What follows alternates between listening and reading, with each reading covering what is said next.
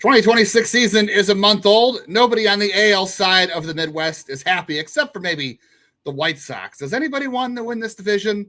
We'll talk about that on the AL Central Squad Show on the Locked On Podcast Network. Step up to the plate. It's the Locked On MLB Squad Show. From the Dodgers to the Astros, the Mets to the Rangers, and everyone else in the league, with the experts of the Locked On Podcast Network bringing you the most comprehensive breakdown of all the action around the horn. We're coming in spikes up. No hurt feelings allowed, so squad up. Welcome to the AL Central Squad Show here on the Locked On Podcast Network, where everybody is Midwest nice because nobody says, no, I'll take the division. No, you take the division. No, you have it. I'm Justin Lada. I guess I'm steering the ship for this one here, host of Locked On Guardians. We have Scott Bentley here from Locked On Tigers. Jack Johnson here from Locked On Royals, CJ Baumgartner from Locked On Twins, and Todd Welter from Locked On White Sox. We'll talk about whose team feels the best, whose feels the worst. I think everyone's kind of in the same boat for the most part. How we feel going forward, and we'll discuss if anybody is going to win this division or at least try to pull away with it. Episode's brought to you by FanDuel right now. New customers can bet just $5, get $200 in bonus bets. If your first bet wins, head to FanDuel.com to get started. So, Todd, we all decided that none of us like where our teams are standing. So it seems like you're the only team that has exceeded expectations so far. Heck yeah. I mean, I did yesterday's show talking about the rebuild is right where it's supposed to be. If you would have asked me at the beginning of the season, I was hoping that, just be interesting. Don't be out of it. And the White Sox going 13-13 in April was the first 500 month they've had since 2023. So if you guys are upset about, your starts, imagine what I've had to deal with for the past couple of years. So yeah, we're ecstatic here in Chicago. We're enjoying Mooney Mania. The vibes are great. Only being a game back to start May, we're ready to throw the parade here in Chicago South Side. Hey, Cleveland once threw an 0-16 parade for their football team, so I guess you could do a lot worse than could do a lot worse than just being mediocre. I feel like everybody's just mediocre. Like, does anybody feel like someone's going to run away with this division? Are we going to be sitting here September 1st doing the show and it's going to be like everyone's within a game or five and the White Sox are 500, they're thrilled, and I don't know, the Twins might bottom out at some point. Sorry, CJ, but I just feel like all year it might be 5-10 games. Like all five teams in the division might get to September not eliminated yet. Well, the Guardians are going to do It's also interesting, like the context of like how some teams got here. Like the Royals have had, I think, a really correct me if I'm wrong, Jack, but like a streaky year. Like they got off to such a rough start, and then it felt like last week they kind of like got some of those back and got a little bit closer and like heated up a little bit more. So like we are just a month in, and there obviously is still so much baseball left to be played, and I think there's there's trends at least in Kansas City at least that there's hope maybe that they recover from the bad start they had. Well, yeah, I mean, we talked a little bit about the comment sections before we got on here. I mean, mine have not been good because, yes, it's been streaky, I guess you could call it, but I would probably categorize the month of April as an absolute disaster for the Royals. Their bullpen's been horrific. Their offense has had some really, really rough stretches, and the rotation has kind of had some ups and downs. And really, after this first month of the season, the only thing you can fall back on is saying, well, it's early, and traditionally the Royals start pretty slow. I think the only thing you can be grateful for is that the division hasn't run away with it. They did not bury the Royals while they had a really, really bad stretch. They lost 8 games in a row. They were scoring like 2 runs a game. And then even when they were leading a couple of times, I know, Scott, that the Detroit series happened not that long ago.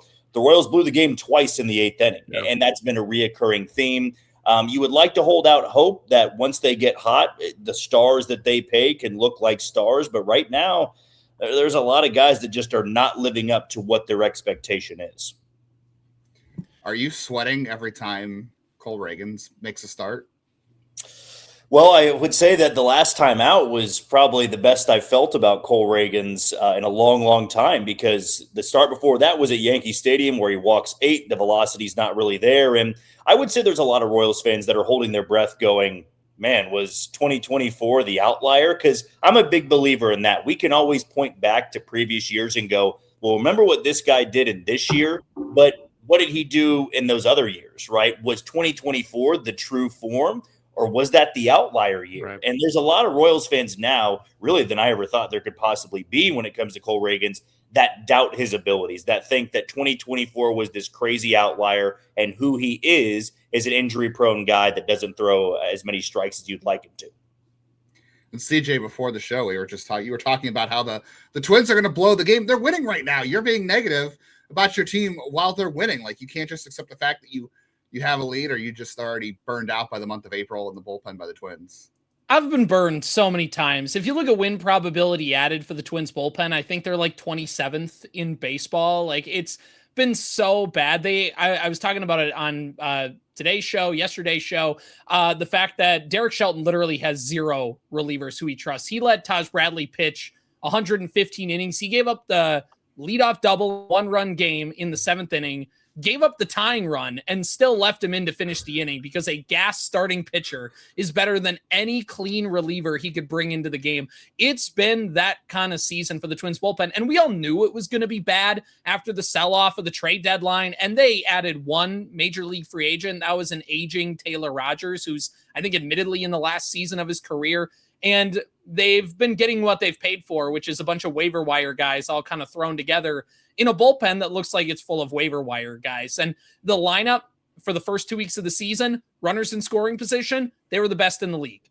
The last couple weeks, they've been one of the worst teams in the league. So live by the variance, die by the variance. And the one thing that this team can hang on to is the starting pitching staff with Joe Ryan, who's been great. Taj Bradley's been a big surprise. Mick Abel's on the IL, but he's looked promising. They just called up their top left-handed starting prospect in Connor Prelip, who's had back-to-back really nice starts. Bailey Ober, Simeon Wood Richardson have been okay, but overall, the starting rotation has been the biggest positive with the team. And if there's a way that they somehow overperform their expectations, it's going to be anchored by that starting rotation. I guess the saying is, we can't really look at the standings till Memorial Day. And I think we said this on our preview show back in March, that's not even true anymore because there's so many wild cards. So I don't even know if Memorial Day is fits that standard anymore. But I guess the saying is you can't win a division in April. You can sure lose it. So I guess the nice thing is that nobody in the AL Central has lost the division in the month of April. That's probably the best thing you could say about any of our teams, right? Woo. Yeah, nothing kills momentum. We're all excited for baseball season to be back, and we all had individual expectations for our teams and our fan base, and nothing kills that excitement and that buzz better than a 500 month of April and losing 8 in a row, or your ace is not an ace, or you're not winning on your ace's starts. Your bullpen's made of hopes and dreams. And is anyone's bullpen good? That's a question I have. Seriously, is anyone in this in this panel, is anyone's bullpen good? Because it's our biggest Achilles heel right now too. I'm hearing Jack and CJ talk about bullpens. Kenley Jansen had 1 blown save in all of 2025. He has 3 in April for the Tigers. His ERA is over 6.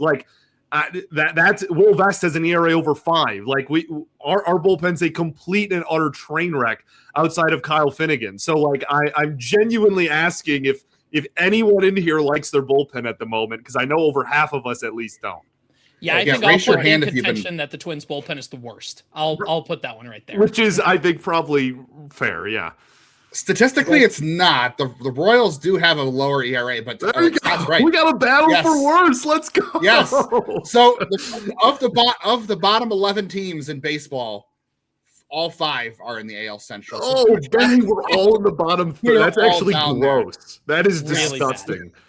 Raise your hand that and personally victimize by your team's bullpen. I think that speaks to, though, you're talking about 3 teams small market, Detroit and Chicago usually always acting like small market and not really putting that investment in the bullpen. Now, that is probably one of the few things that you shouldn't be investing in every team unless you are a big market team where you can be spending a ton of money like the Dodgers, where you should be investing in that. But it comes down to then, what are you doing with your pitching development like the Guardians?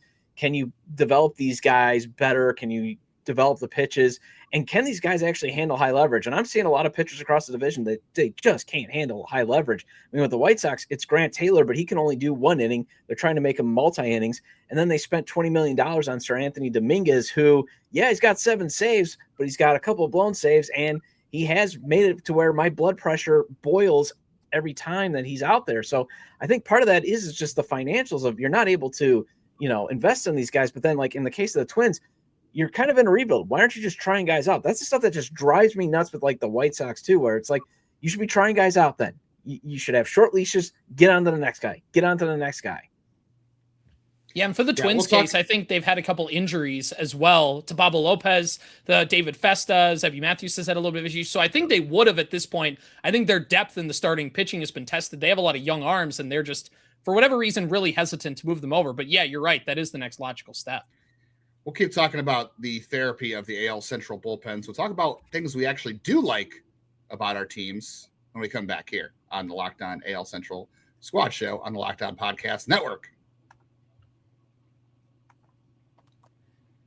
Well, the NBA playoffs, they are here, and every possession matters. If you're looking to get even closer to the action, FanDuel has a great offer to get you started. If you're a new customer, you can bet just $5 and get $100 in bonus bets. If your first bet wins, that's right, turn $5 into $100 in bonus bets for getting started. Right now, the Cavs here in Cleveland, they're hanging on. They took a 3-2 series lead over the Raptors. I know in Detroit, they're hanging on against Orlando, and those two teams might see each other again in the next round if things go pretty well. So I'm sure that'll be a tightly contested series if that does happen, but there's always a chance those teams don't get through because we've been hurt before, just like by our bullpens. But you can head to FanDuel right now to get started. Use the app, make playoff basketball even more engaging from start to finish. If you want to add a little more stress to your life, if your playoff team is struggling, but FanDuel, you can play your game. Thanks for hanging out here on the Locked On AL Central Squad Show on the Locked On Podcast Network. We've got all the hosts for all the shows here, which means you have a chance to also get in on the Insiders Club, or I should say the Everydayers Club. Those are two different things. I just confused there. Used to be two different programs, but the Everydayer Club gets you access to the private chat with Scott, Jack, CJ, Todd, myself, everybody else on the network. There's a show for everybody. There's a Discord server, and you get ad-free episodes of all your favorite shows on audio too. So now's a great time to go check that out. Yeah, the Guardians bullpen, same thing, guys. Like Cade Smith is the closer now because Emmanuel Clase decided making thousands of dollars on bets was allegedly was better than making millions of dollars saving games for the Guardians. So Cade Smith's been a little bit bumpy the first month of the year, and everybody else has had their hiccups. I don't feel terrible about their bullpen, like not long-term. I didn't feel great about it in April, but I don't feel terrible because the track records are there. I don't know if everybody else feels like theirs is going to settle. I'm just very grateful the Guardians starting rotation looks like it always does. Like they, except for Slade Ciccone, everybody in this rotation looks exactly who they should be. And despite the putrid offense, we got Travis Bazzana up here in Cleveland finally. Hopefully he'll make a difference, but starting pitching keeps them in every game. And I know a lot of fans are frustrated that they're not scoring and the bullpen's been blowing some games, but they're in pretty much every single game. And when you have a chance to win every game, that's exciting. But of course, when you come so close and lose, that's going to also make everybody mad. So I understand that as well, but I'd rather be in every game. And I don't know, I'm fine having my heart broken, I suppose, rather than just being disappointed day after day. Yeah. I'm waiting for the Guardians. I think that's a theme that a few teams have in this division as well, right? Like the starting rotation, there's a lot of starting like pitching talent in the AL Central. And I know that's been obviously a strong point of Detroit, Cleveland for years now. It has been. I mean, CJ mentioned even like the Twins' success up to this point is in large part due to that. Like there's a lot of talent in these rotations, and I mean, like Skubal and Frommer have been great here, and they've kept you in and given you a chance to win every game. Mize has been a complete, revelation in a contract year, taking a big step forward. Like there's a lot to like in that regard. It falls on deaf ears when you immediately hand the ball off and the game then, changes dramatically. And I know that there's a lot of people in here that feel the same way. Well, we got the next Randy Johnson in the White Sox. I mean, Noah Schultz, he's been called up, and actually his first 2 starts have been very impressive. He's living up to the hype. So I'm really excited for what he can do. Eric Fetty has rediscovered his magic from 2024 of all guys. I mean, him coming back to Chicago was a revelation for him too. And yeah, I mean, I think the White Sox starting rotation has been one of the things that I've been liking to see, because they have not been the problem outside of maybe Anthony Kay, where, maybe he'll be eventually moved to the bullpen. So you're right, there's just so much talent in the starting rotations. It's just everything else has been just, kind of where you just get really skittish and really get risk averse about, like, can these bullpens hold these leads? And can, some of these teams just hit home runs? Because I'm seeing, like, for example, the White Sox, they're relying a lot on hitting home runs, especially with Munetaka Murakami now being added and him taking over, all the attention in Chicago. Although I have to say, Todd, nobody else here has their opening day starter in AAA. That's true. Yes. And we all still have our opening day starters.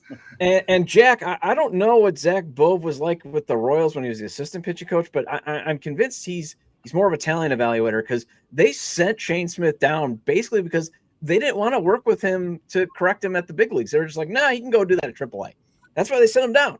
They just were like, we can't deal with this. And I'm like, the expectations, you don't have any expectations this year. You can get them corrected there. And they've sent a couple other guys. They've moved on from some guys pretty quick. It's just interesting to me where it's like they bring in Zach Bove to be this sort of mentor and teacher, and all they've been doing is just jettison guys the moment they start to struggle. It's hilarious, in my opinion.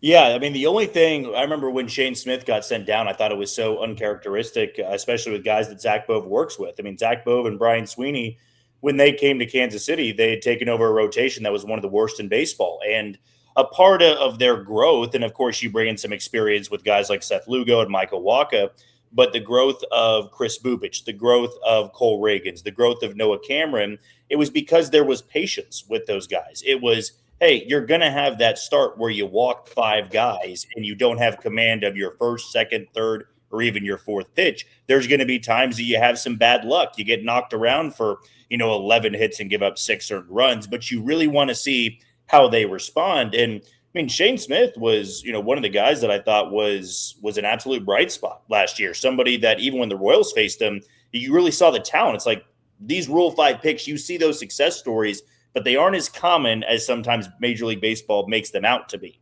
And I thought for this specific year for the White Sox, with Zach Bove being there year 1, there had to have been a very clear disconnect of, like, either this kid is tipping pitches or something is completely off that you do not want to try to fix at the big league level. You got to do it in AAA. I mean, the Royals had a situation this year, actually in Cleveland, Justin, with Steven Cruz tipping pitches. And he was somebody that was a big piece of the bullpen last year, throws 101 miles an hour, and you're going, how are they just on him like that every single time? I mean, he throws 93-mile-an-hour sliders, and it's like they're just sitting on it. And then you see the videos out there, and there was a very clear hint that they knew what he was throwing. And what happens the next day? He goes to AAA because you can't work through that at the big league level. You're going to cost your team multiple runs and multiple games. And maybe that's why Chicago did it. But I was surprised to see with the new pitching coach, not abandoning, but kind of giving up on a kid less than 5 starts into the year. Yeah, and with Smith's issues, it was more he couldn't command his fastball, so he maybe was tipping, but he couldn't command it, and that was the thing. And repeating his mechanics when they were saying, like, well, it can't be done here. It's got to be done in the minors, and it was like I was just really head scratching. I'm like, you make this change, you fire Ethan Katz. Well, you don't renew his contract, but he was this longtime pitching coach here that had this great pedigree, and they go with Bove, and then they're like, well, we don't want to deal with him. And they send him down. And this is a guy who was an all-star last year. So he might be a bonus help for them. But it seems like also the White Sox have kind of moved on, with Noah Schultz is kind of the guy that they're pegging to be their ace. Hagen Smith, their first-round pick in 2024, too, is building up some hype. So it seems like they are moving on. But, it's just one of those things where with Chicago, it's the development. And, seeing what they did in Kansas City, I was like, well, this is what you're supposed to be doing. And they just completely gave up on him.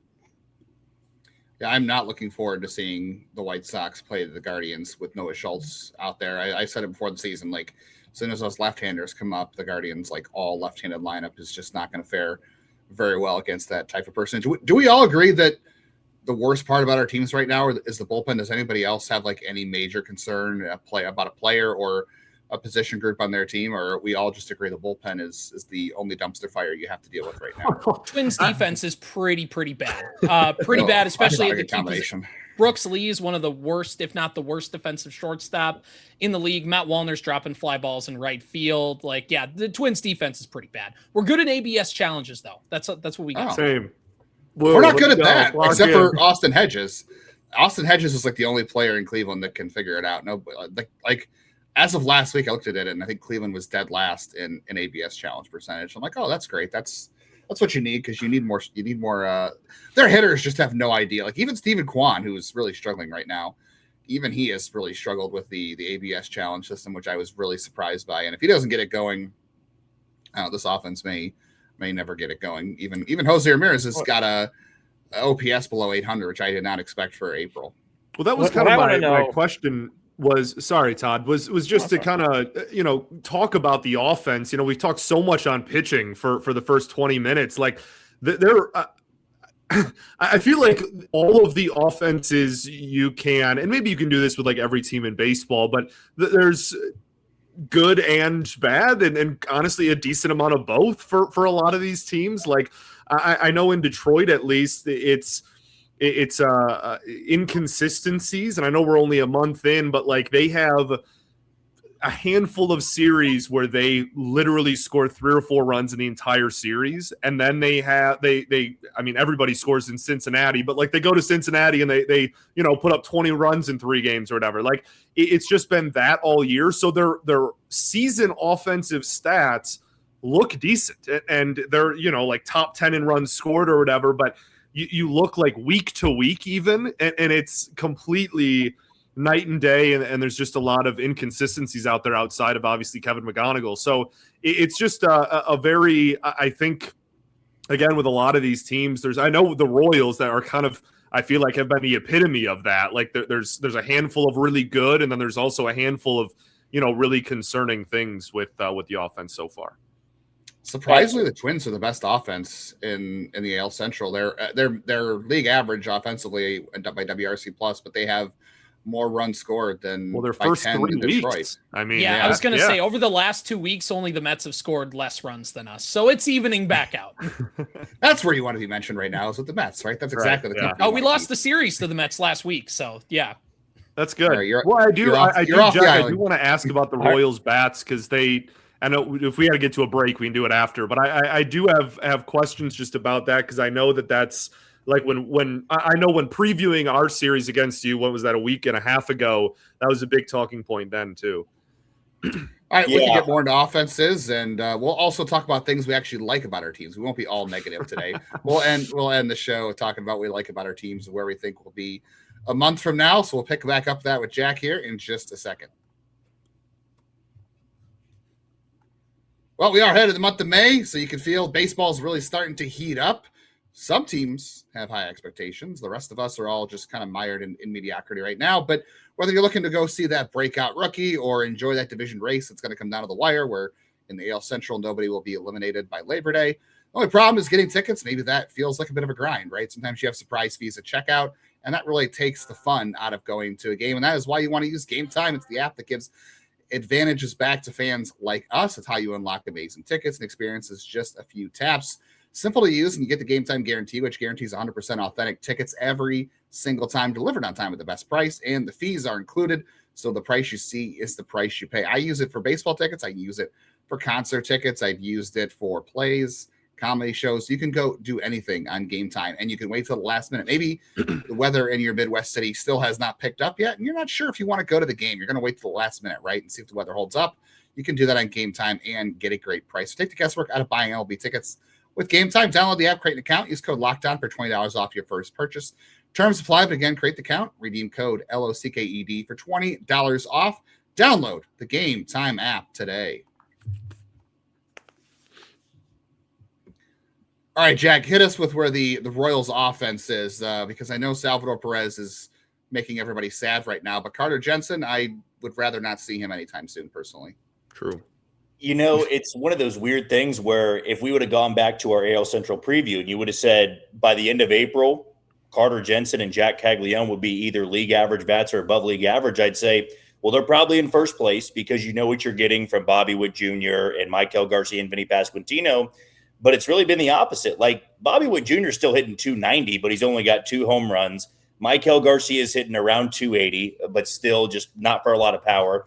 Vinny Pasquantino and Salvador Perez have really been the focal point of the offensive struggles. And look, Royals fans have understood this for years, that at some point, Salvador Perez is not going to bounce back from a slow start. It's just father time, right? We all can acknowledge that even our favorites of all time, they are going to have a year that almost forces them out of baseball. And for Salvador Perez, based on his hitter makeup, it is destined to be a pretty catastrophic fall off. It's not going to be this, he goes from 30 home runs to 25 home runs to 20. It's going to go from he's a 30 home run hitter to you can't even put him out there every single day anymore. And really, I would say for Salvador Perez, he won't be the reason the Royals either make the postseason or they don't.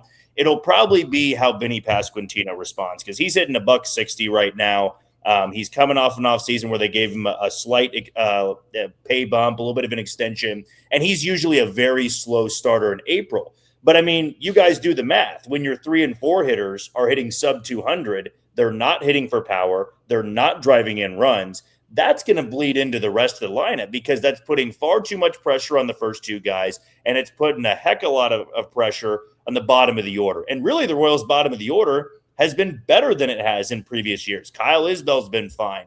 Isaac Collins has been a disappointment, but over the last, couple of games, especially at home, he's shown some growth. And then Jack Caglione's been a guy that's a league average bat. But really, you look at what the next couple of months might mean. If you see Vinny Pasquantino and Salvador Perez heat up, they're going to be back in the thick of things, because I think the rotation will be fine enough. I've always believed, and this will be great for our show, a bullpen is actually very easy to fix, because you're just rotating through guys until you get consistency. I mean, the Royals' best reliever is Daniel Lynch, and he was on the fringe of making the roster in spring training. It can change like that, but also you can't really get on those 8, 9, 10-game winning streaks if your bullpen's not very good, because you're not locking down games, you're not holding on to those leads, and that's been an issue for the Royals. But unlike the Tigers, who have led in a lot of these ninth-inning situations, the Royals' offense hasn't been good enough to build a lead and hold on to it, and that has to change in May, because even though they've been a historically slow-starting team in April, most of those teams haven't really crawled out of it in May. They kind of just hover, a few games under 500, and then you're done by the middle of the summer. So they're going to need to have an incredibly hot May, and that starts with Vinny Pasquantino and Salvador Perez being a lot better than sub-200 hitters. Yeah, same with Steven Kwan and José Ramírez. I mean, Steven Kwan has been has been a hot starter throughout his career. Like April and May are usually his best months, and then he falls off until like September, and he has a nice rebound. This year, he has been a disaster at the plate. Last couple of games have been okay. He's been great in center field. First time he's played center field, he's been good. I think the plan is to maybe have him play more left field now that Travis Bazzana is up, and they move Daniel Schneemann to center field more often. So that maybe that takes a little pressure off his defense. And José Ramírez had like a hot 10, 12 game stretch where he was, it looked like José Ramírez, and he's bookended that from the beginning of April and the end of April to looking very lost, which I don't think this is the year it'll happen. But I know we've talked about it, Jeff and I off air, at some point, he'll also have the Salvador Perez fall off too. And he's not exactly a young guy anymore either. I don't think this is the year it'll happen, but at some point it will. And the Guardians cannot afford that, obviously, because their offense is put together with paper clips and bubble gum. But hopefully, chase the Lada around and Bazzana up. That'll be a lot better. Maybe one of these days they'll actually get a catcher who can hit. But it feels like it's been a decade since we had that. So I don't know. What does everybody feel best about their team moving into the month of May? What's giving you hope? I know we've talked a lot about the PTSD from our bullpens and pitching. What's giving you the most hope heading into the month of May that your team's going to be on top of the standings when we reconvene a month from now? Don't everybody go all at once. There you go. Nobody feels good. Overwhelming response there, boys. Munetaka Murakami. Munetaka Murakami is why. We haven't even really talked about and oohed and on about him, man. Yeah, I mean, I don't care if he strikes out. I mean, usually when he strikes out, it really doesn't matter. I mean, as long as he's hitting home runs and singles. I've never seen a guy get scrutinized for not hitting a double. That astounds me. He's got 12 home runs, and everybody's like, he still hasn't hit a double. He's got an amazing batter eye. He doesn't expand his zone. So that's why I think this is sustainable, because he's not pressing. And that's why he's just been so fun. Although I'm not looking forward to probably these predictions of, well, the White Sox may trade him because, they're probably not going to extend him with the current owner. I think with how Chris Getz, their general manager, has made the demands, no team is still going to meet the price that they'll have. So I'm not really worried about him getting traded, but that's a guy. And also him and Colson Montgomery coming together to form, the South Side, new Bash Brothers. I mean, it's been fun to watch those two. You just got to live with them. They're going to strike out. And that's, fine to me, because technically, what the worst out in baseball is actually? Lining into a double play with one out, or lining out, hitting a ground ball on bases loaded, and you're getting, the guy out of first base, or at home. Yeah, that's right. I'm being controversial. Strikeouts is the third worst out. Okay? It's the third worst out. He's the good version of Adam Dunn, not the one you guys had to deal with, but he's the good version. Okay, whoa. Adam Dunn was bad for 1 year with the White Sox, and that has traumatized every White Sox fan and apparently the league. He had one terrible year. He went to an All-Star game the next year. Shout out Adam Dunn, man. I forgot. Ahead of his time. Yeah, Russell Brandon. Yeah, he's not. Kyle Schwarber. And hey, Russell Brandon hit one of the longest home runs I've ever seen. He almost took out the scoreboard at Miller Park one time. Just because he didn't work out for you guys and hit moonshots doesn't mean you have to be giving me, some Russell Brandon bad talk there. We like Russell Brandon in these parts, my friend. Hey, I saw Russell Brandon have 3 stints with my team. Okay, so he was not properly appreciated in his time, and I would take that back in a heartbeat at first base with the way first base has gone for Cleveland with Rhys Hoskins and Cal Manzardo. All right, CJ, let's go around to you. What do you feel good about with the Twins right now going into the month of May? Well, I think, we talked about the starting pitching, but really what's exciting Twins fans, the thing that's keeping them interested with the team the rest of the year, is the top hitting prospects they have coming up. Obviously, number one prospect in their system, Walker Jenkins, expected to make his debut at some point this season. I believe a top 10 global prospect. He's a guy that's really everybody's waiting for right now. He's been having an okay start to AAA, but I would say sometime, by 4th of July, a little after 4th of July, we see him make his Twins debut. And I think we are weeks, if not days away from Emmanuel Rodriguez. And I know we talked about with Murakami and his kind of big swing, also swing and miss ability. Emmanuel Rodriguez is in that same mold of a player, and he's the Twins, I believe, 5th best prospect right now. Corner outfielder, big swing, able to hit a lot of power, hit 3 home runs in AAA this week. And with Matt Wallner struggling in right field, there's a good chance that it's a matter of time before we see Emmanuel Rodriguez. So you have Walker Jenkins, Emmanuel Rodriguez, Kalen Culpepper is an infield prospect shortstop right now who could honestly replace either Brooks Lee or Royce Lewis. And there is this, even though I don't think they're going to be, they will fizzle out at some point throughout the rest of the season. There is this, the starting pitching is young and team controlled. The lineup is a question mark, but we have young prospects coming up that way, where you can almost kind of squint and see if they just figure out a reliever or two, 2027 is very much in play to be a very interesting year for the Twins. And that all starts with the anticipated debuts of guys like Emmanuel Rodriguez and Walker Jenkins, and to a lesser extent, guys like Kalen Culpepper and Gabby Gonzalez. All right, Jack, you mentioned that the rest of the AL Central couldn't bury the Royals. So what do you feel good about them still being hanging in the hunt despite a rough month? This is probably going to get me crucified by my listeners because there's a couple of guys in the outfield they can't stand. But the Royals the last 3 years have had just an atrocious outfield. Every position out there had well below average production.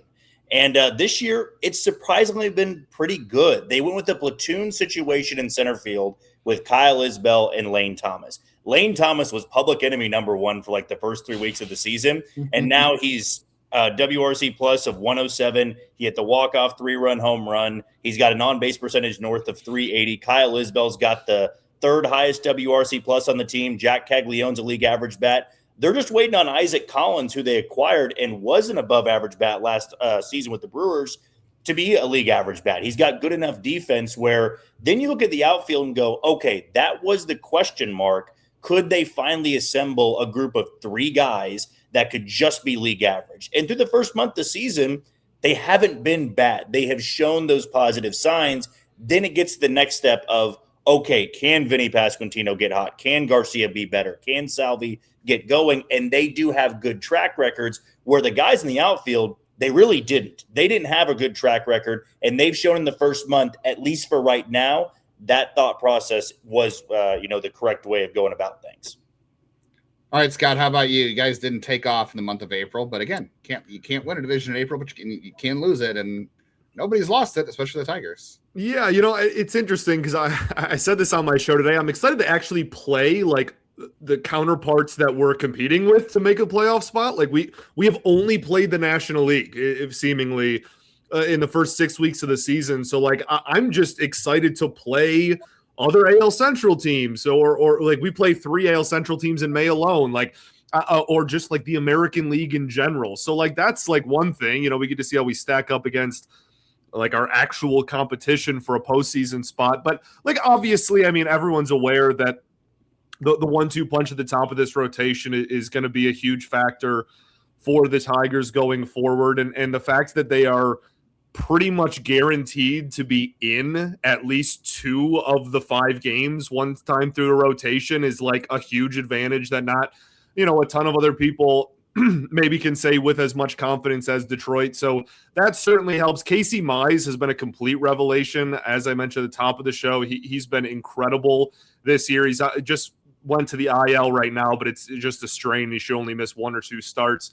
But I think really like it kind of almost goes without saying, and I don't even know if I've said his name yet, which is shame on me, is like Kevin McGonigal is unbelievable at baseball. And it's something that has now transcended just like, oh, he's, the best rookie in the AL to now it's like he's 3 days ago, he was leading the American League in WAR as, a rookie. He has more walks than strikeouts right now, I believe, with an OPS over 900 and an average over 300.